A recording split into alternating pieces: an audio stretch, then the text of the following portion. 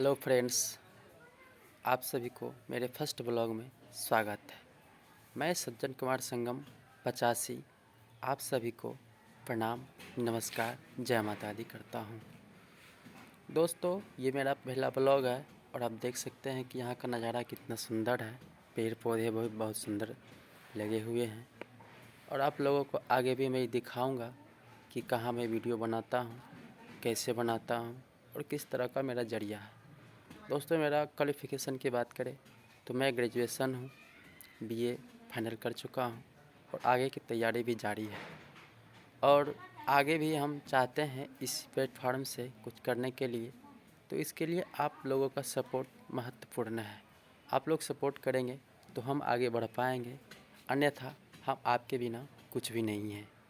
दोस्तों, बस इतना ही है। इस ब्लॉग में हम आगे की वीडियो में ये बताएंगे कि मैं कहाँ वीडियो बनाता हूँ, किस तरह से काम करता हूँ। वीडियो आपको अच्छा लगे तो सपोर्ट ज़रूर कीजिएगा। धन्यवाद।